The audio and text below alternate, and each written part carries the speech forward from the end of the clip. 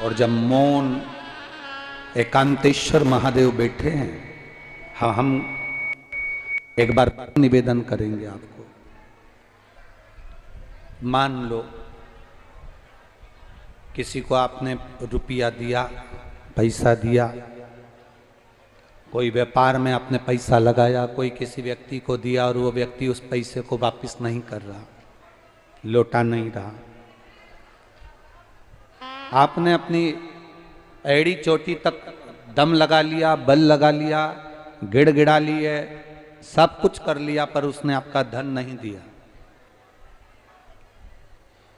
ले गया वो 2-5 लाख, 10 लाख, 50 लाख, 25 लाख, 30 लाख व्यापार में, अधिक में कहीं वो पैसा चले गया।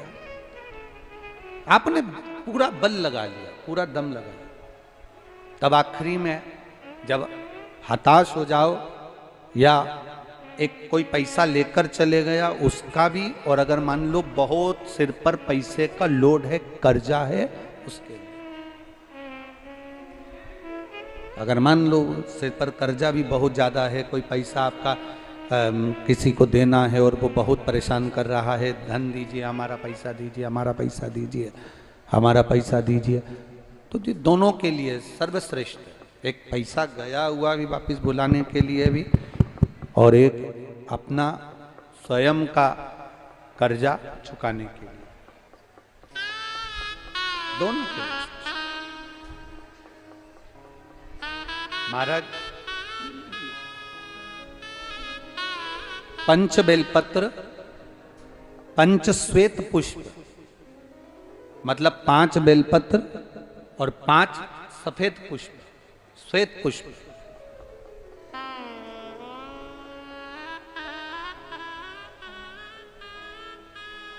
पंच हराद्री अक्षत, मतलब 5 चावल के दाने हल्दी में भींगे हुए, पंच बेलपत्र, पंच पुष्प और 5 हल्दी में भींगे हुए अक्षत के दाने। महाराज एकांतेश्वर महादेव, एकांत में कोई शिवलिंग हो तो, और अगर एकांत में शिवलिंग ना मिले और कोई शिवरात्रि आपके मध्य में आ रही हो, महाराज हर महीने शिवरात्रि आती है और महीने की शिवरात्रि पड़ रही हो और आपको एकांतेश्वर शिवलिंग भी नहीं मिल रहा, एकांत का कोई शिवलिंग नहीं मिल रहा, तो एकांत में कहीं जाकर एकांत के अंदर किसी मिट्टी का ही शिवलिंग का निर्माण कर कर ये 5 बेलपत्र, 5 श्वेत पुष्प, 5 हल्दी के चावल बाबा को अभिषेक पूजन करने के बाद धीरे धीरे समर्पित करें। क्रम क्या है? पहले हल्दी का चावल चढ़ेगा, फिर श्वेत पुष्प चढ़ेगा, उसके बाद में बेलपत्र चढ़ेगा।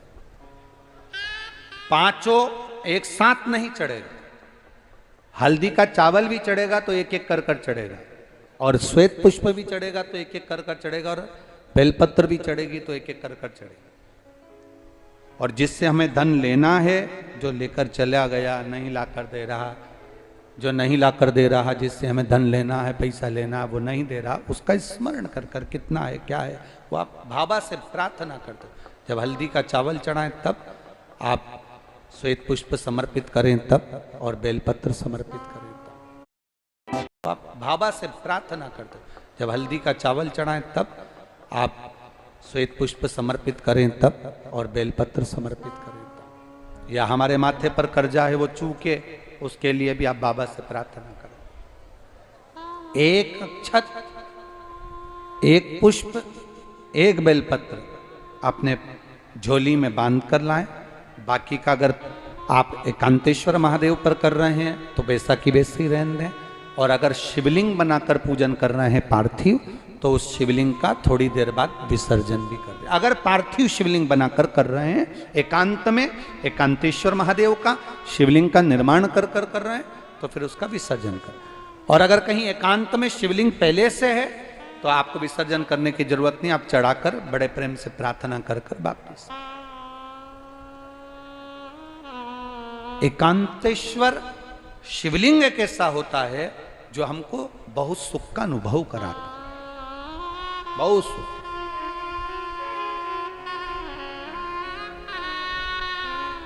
हम तो यहां तक कहेंगे जिसकी रीढ़ की हड्डी में गेप आ जाए, घुटने में गेप आ जाए, डॉक्टर ऑपरेशन का बोले उससे पहले भी एकांतेश्वर का पूजन जरूर, उसका फल मिलेगा।